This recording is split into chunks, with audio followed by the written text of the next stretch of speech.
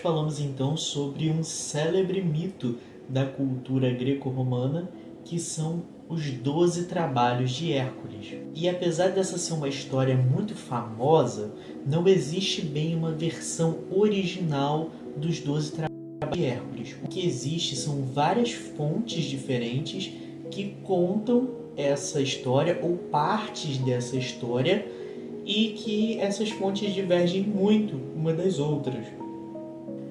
Então eu resolvi falar sobre os 12 trabalhos de Hércules a partir do livro da Isabelle Pandazopoulos. Ela fez essa pesquisa em várias fontes sobre o mito e costurou essas histórias dentro de uma narrativa. O que ela compõe aqui é não só a história dos 12 trabalhos, mas a história de Hércules em si. E aqui ela já vai começar falando que os gregos chamavam esse personagem de Heracles. E posteriormente os romanos é quem vão adaptar o nome para Hércules, nome que é mais popular nos dias atuais. Essa história começa com Hércules adolescente, onde ele tem uma grande aptidão física, ninguém consegue derrotar ele, mas ele não se aplica muito às atividades intelectuais, às atividades da alma, digamos assim. Então, já nessa idade, por esse excesso de força física, essa falta do desejo pelas aptidões intelectuais, ele vai ter uma discussão com o seu professor Lino, ele vai acertar o professor, que vai cair desfalecido no chão. O pai de Hércules, chamado Anfitrião, vai decidir que a punição de seu filho será deixar a cidade onde eles viviam, que era Tebas, e ir morar nas montanhas, no Monte Citerão. E nessa vida de Hércules lá no Monte Citerão, um dia ele vai encontrar o mensageiro do rei Ergino, que estava indo para Tebas para cobrar de Tebas impostos. Esses impostos eram cobrados em bois, era um número imenso de bois que o rei Ergino cobrava de Tebas. Era uma cobrança injusta. O Hércules, indignado com essa cobrança, vai lutar com esse mensageiro, derrotar o mensageiro e mandar ele de volta ao seu rei, dizendo que Tebas não irá mais pagar esse tributo. Ao fazer isso, ele é aceito novamente em Tebas, ele é aceito novamente pela corte de Tebas. O rei de Tebas nesse momento é o Creonte. Creonte, a gente já falou aqui sobre ele em muitos vídeos. Era o cunhado de Édipo. O Creonte vai dizer para o Hércules que, diante das ações dele, Ergino vai atacar Tebas. E de fato vai ocorrer uma batalha entre os soldados de Ergino e Tebas, mas o Hércules ele é muito forte e ele vai assim derrotar com facilidade grande parte dos soldados, só ele. E apesar da vitória de Tebas pela força de Hércules, o pai de Hércules, Anfitrião, vai perder a vida nessa batalha. Ali, nos seus últimos momentos, Anfitrião vai pedir que Hércules procure Tiresias, o adivinho cego. Tem um vídeo também aqui só sobre Tiresias. E com Tiresias, Hércules vai saber sua verdadeira origem. O querido Tiresias vai contar para Hércules que ele, na verdade, era filho de Zeus, o rei dos deuses. Que Zeus teria se passado por Anfitrião, em um momento que Anfitrião estava na guerra, teria seduzido a Alquimena, que era a esposa de Anfitrião, e a engravidado. Pelo fato de ter essa origem divina, é que Hércules seria dotado então de tanta força. Hera, que é a esposa de Zeus, não vai gostar nada dessa história. Ela fica sempre furiosa com as traições cometidas pelo marido. E desde que Hércules é bem bebê, Hera vai começar a tentar contra a vida dele. Ela vai, por exemplo, enviar 2 serpentes até o local onde o bebê estava dormindo, e ele já nessa idade consegue derrotar as 2 serpentes. Também tem um episódio onde Atena aproveita que Hera está dormindo e leva o bebê para ser amamentado pelo leite dela. Mas o Hércules bebê já tem muita força, ele morde o seio de Hera e o leite jorra, espirra para todo lado, e é quando surge a Via Láctea. A Via Láctea seria então esse leite que jorrou dos seios de Hera. Hércules descobre então a sua origem, sendo filho do rei dos deuses, mas isso não faz com que ele tenha grandes pretensões de ser um rei poderoso, nem nada disso. Ele recebe a mão da filha de Creonte em casamento, que é a Mégara, e tem filhos com ela. A felicidade de Hércules não agrada a Hera, e nesse momento não agrada também a Zeus, porque Zeus queria que seu filho fosse de fato um rei muito poderoso. Os deuses mandam então que Hércules vá até seu primo, Euristeu, rei de Micenas, e o Euristeu, rei de Micenas, vai falar para ele que se ele cumprir 12 tarefas designadas por Euristeu, ele receberá o trono de Micenas, vai ser o rei de Micenas. Mas o Hércules ele não quer isso. Então ele fala, eu não vou me submeter a esses 12 trabalhos porque eu não quero simplesmente ser o rei de Micenas. Hera então vai fazer com que Hércules ele entre em um estado de loucura, ele saia de si, e nesse estado, totalmente com a mente confusa, ele vai acabar tirando a vida de sua esposa Mégara e também de seus filhos. E quando ele acorda, ele fica desesperado e com muito remorso, porque ele os amava muito, era tudo que ele precisava ali na vida. E aí, diante do peso dessa culpa, para, digamos, se redimir dos seus erros, ele vai então se submeter aos 12 trabalhos designados pelo seu primo, o Euristeu. Tanto Hércules quanto Euristeu são descendentes de Perseu, por isso eles são primos. O Hércules ele tem muita força, muita aptidão física, mas ele não tem as virtudes necessárias para controlar essa força, então ele causa diversas tragédias. Nesses 12 trabalhos, o Hércules vai enfrentar criaturas que representam as forças mais primitivas do mundo. Ao meu ver, elas representam como pulsões de morte que levam o Hércules a esse estado de compulsão e de violência, porque ele não consegue controlar essas pulsões. A primeira tarefa que é dada a Hércules é matar o leão da Nemeia. O leão da Nemeia era um leão monstruoso cuja pele não podia ser penetrada por nenhuma ferramenta, por nenhuma arma. Hércules decide então sufocar o leão, deixar esse leão sem ar, porque assim ele consegue derrotar o leão sem precisar usar nenhuma arma que transpasse sua pele. Também precisa tirar o couro do leão e levar para o rei de Micenas, o Euristeu. Só que esse couro ele não poderia ser cortado por nenhuma faca, por nenhuma tesoura. Então o Hércules decide tentar usar a própria garra do leão para cortar o couro. E é isso que ele faz, e funciona. Tanto que em boa parte das imagens de Hércules na cultura popular, ele está usando o couro do leão da Nemeia, que protege ele de qualquer arma. No segundo trabalho, ele precisa derrotar a Hidra de Lerna, que é um monstro com várias cabeças e que quando ele corta uma das cabeças, duas nascem no lugar. As cabeças se multiplicam. Além disso, o sangue dela é venenoso, então ele precisa ter cuidado ao entrar em contato com o sangue da Hidra. Hércules decide que ao cortar a cabeça da Hidra, ele vai usar o fogo para cauterizar o local em que ele cortou. E fazendo isso, passando fogo ali, as outras cabeças não vão surgir.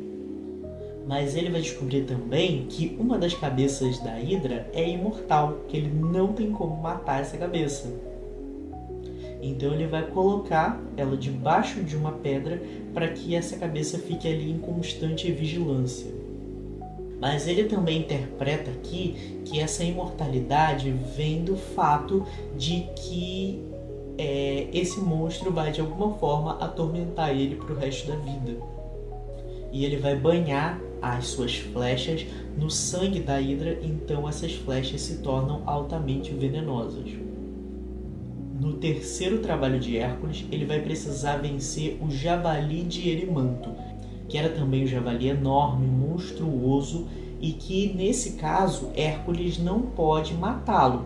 Ele precisa levar o javali vivo até a corte de Micenas.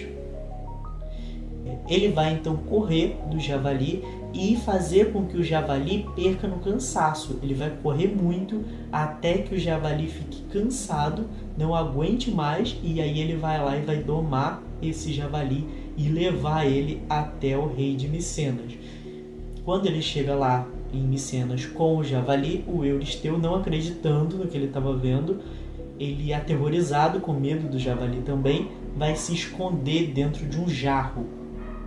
Em seguida, no quarto trabalho, ele vai precisar capturar a corça de chifres de ouro. Mas diferente do javali, a corça ela não cansa. Então não adianta ficar correndo para ela ir atrás, que ela não vai se cansar. Ele precisa pegar essa corça com delicadeza. Não dá para pegar ela a partir da brutalidade. A deusa Ártemis era dona dessa corça e ela vai permitir que Hércules leve a corça até Euristeu, contanto que ele se comprometa a, em seguida, devolver a corça para ela. E assim é feito. Uma vitória, então, da delicadeza ao invés da violência. No quinto trabalho, que é um dos que mais me chama a atenção, ele vai precisar caçar as aves do rio Estínfalo. E é uma quantidade absurda de aves muito grandes que estão destruindo tudo ali ao redor. Mas é muito difícil caçar essas aves porque elas se escondem na vegetação e aí ele não consegue capturá-las ou atingir elas com as flechas. Mas ele vai observar que quando acontecem trovoadas, as aves saem por um momento do seu esconderijo e depois voltam. Ele vai então usar um instrumento musical, que é o símbolo, para imitar o som das trovoadas. E ele bate o símbolo, elas saem do esconderijo e ele consegue acertar elas com as flechas. Esse símbolo, inclusive, não é um instrumento qualquer, ele foi feito pelo deus Hefesto.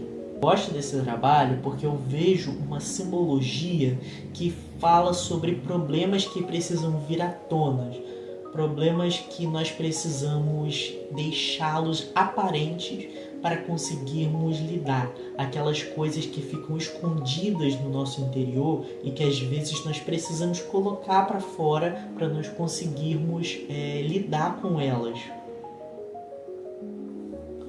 E eu acho que inclusive o próximo trabalho também tem um pouco a ver com isso, porque no sexto trabalho ele vai ter que limpar um estábulo que não era limpo há muitos anos, então havia uma sujeira enorme ali. E o desafio que o primo dele dá é que ele precisa limpar esse estábulo em um só dia. A ideia dele para fazer essa limpeza tão rápido é desviar o curso de 2 rios para que os 2 rios passem ali por dentro do estábulo e assim eles vão limpar e levar toda a sujeira embora. E dessa forma é feito. Eu acho que esse trabalho também tem esse sentido de lidar com as coisas que vão ficando dentro de nós muito tempo acumuladas e que chega uma hora que nós precisamos colocar isso para fora, fazer uma limpeza e lidar e não ficar acumulando tanta sujeira, tanta tralha do passado. O sétimo trabalho consistia em capturar vivo o touro do rei Minos de Creta. Esse touro muito lindo havia sido criado por Poseidon para que Minos sacrificasse o touro para Poseidon. Porém, o touro é tão lindo, tão bonito, que o Minos não vai conseguir sacrificar. Poseidon ele vai então se vingar disso de duas formas. A primeira é que ele vai fazer com que o touro tenha relações com a mulher de Minos e ela vai dar à luz a um filho do touro que é o Minotauro. Além disso, ele vai fazer com que esse touro fique descontrolado e que comece a destruir tudo. Essa história do touro e do Minotauro nós já vimos lá no livro Circe, da Madeline Miller. O Hércules ele vai fazer com que esse touro venha para cima de Hércules e o ataque primeiro, e assim ele vai conseguir derrubar o touro e amarrar as suas pernas, amarrar o touro e levar ele até Micenas. Depois, inclusive, vai ser pedido que ele solte esse touro bem longe de lá, né? Porque não tem como o touro ficar lá em Micenas destruindo a cidade também. No 8º trabalho, ele vai precisar lidar com as éguas de Diomedes, da Trácia. Diomedes era um homem muito cruel e ele treinou suas éguas para que elas se alimentassem de carne humana de estrangeiros que passavam por ali. Eram 4 éguas. Como Hércules vai resolver isso? Ele vai jogar o próprio Diomedes para as suas éguas. E as éguas vão então comer esse homem que era tão cruel. Depois que as éguas se libertam desse dominador cruel, elas passam a ser somente éguas comuns, dando a ideia de que causava a crueldade das éguas era o dono. Ao meu ver, as éguas, como um animal que normalmente auxilia o trabalho e o transporte humano, elas representam meio que uma ferramenta. Isso é a minha visão. E que o que essa história me passa é que as ferramentas em si, elas não são boas ou ruins, em sua maioria. Mas o que determina isso é o uso que o proprietário faz delas. E isso me faz pensar nas formas como nós lidamos com as tecnologias no mundo de hoje. No 9º trabalho, ele precisa pegar o cinto de Hipólita, que é a rainha das Amazonas, mulheres guerreiras. E nesse momento, a fama de Hércules já se estendeu tanto pela Grécia que quando ele chega lá, Hipólita já sabe quem ele é e ela dá para ele o cinto de bom grado. Mas é claro que ao ver isso, Hera fica insatisfeita com a situação e ela vai implantar uma fofoca entre as Amazonas de que, na verdade, o Hércules estava lá para sequestrar a rainha Hipólita.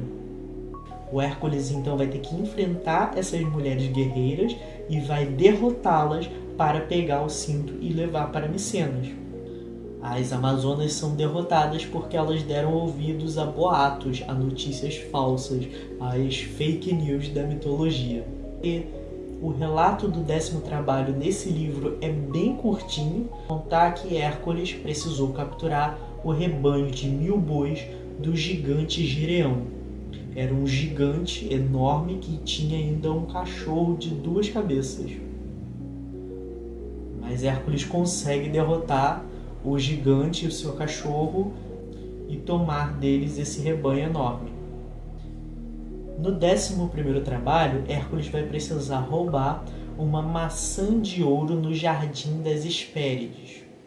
As maçãs de ouro haviam sido um presente que Gaia, a Terra, deu para Hera quando Hera se casou com Zeus.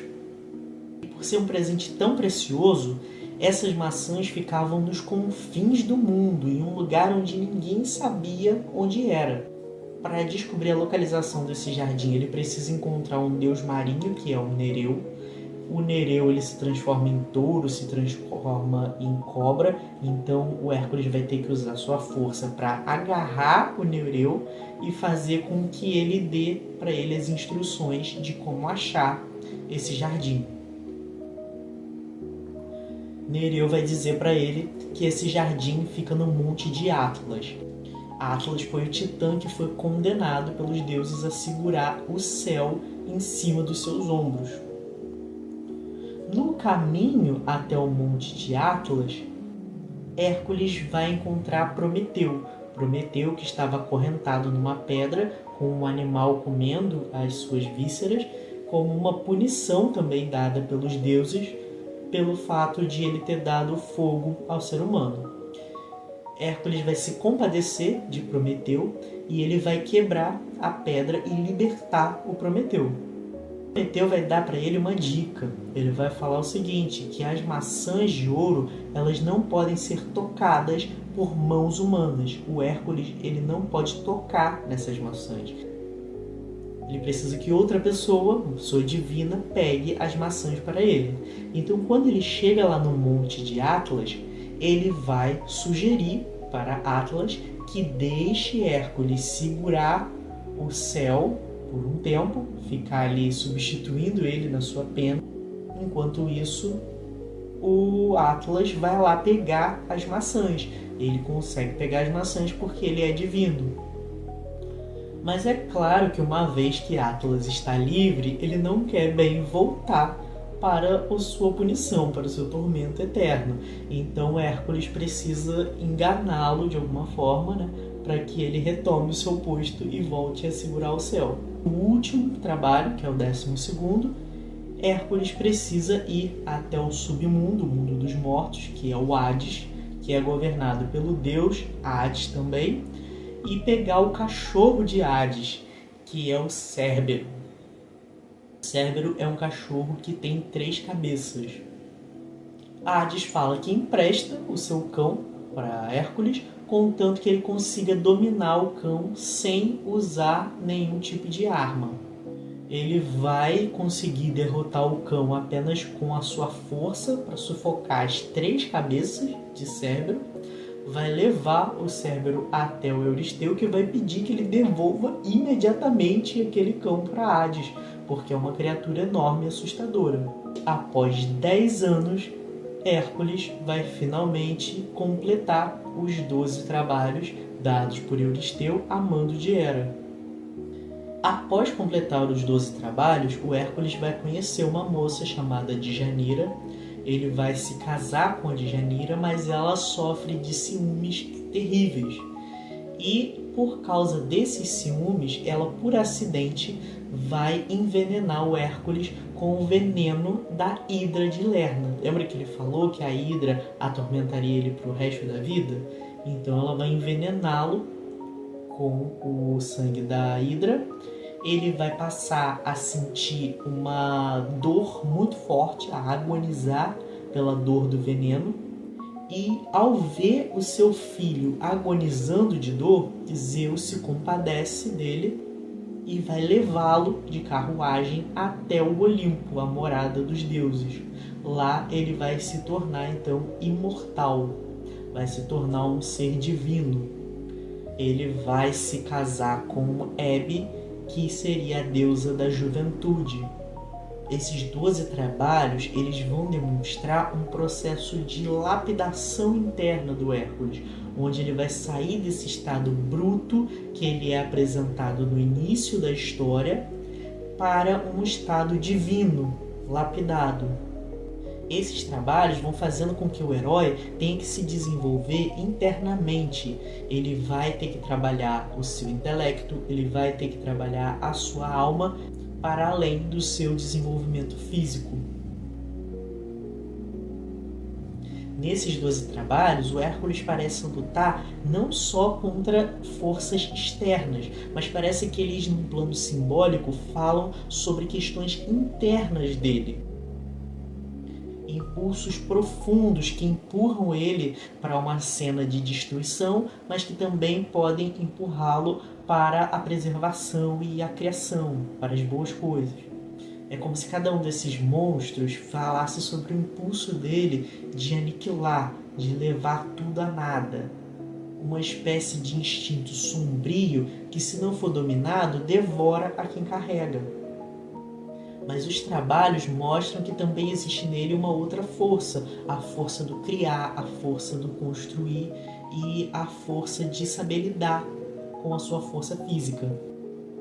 A cada tarefa, essas forças vão se entrelaçar, uma impelindo ele a derrotar esses desafios e outra impelindo ele ali na criatividade para pensar em novas formas de enfrentar esses trabalhos. Eu vejo a partir do equilíbrio estável entre essas duas marés que o Hércules divino vai surgindo. Cada um desses trabalhos de Hércules daria para fazer um vídeo diferente aqui no canal, contando e refletindo sobre eles. Eu recomendo muito a leitura dessa versão aqui ou de alguma outra dos 12 trabalhos de Hércules, porque é uma experiência mesmo de transformação se você for parando para refletir sobre cada um dos trabalhos, percebendo a simbologia que existe ali dentro. Gostaria então que deixassem aí nos comentários as suas impressões sobre os 12 trabalhos de Hércules, se vocês têm vontade de ler, se vocês já leram alguma versão dessa história. Existem muitas versões infantis, então talvez alguém já teve contato com essa narrativa na infância. Peço que deixem aqui nos comentários para a gente conversar. E se você gostou do vídeo, não esqueça de deixar o like aqui embaixo e se inscrever no nosso canal para não perder os próximos conteúdos, certo?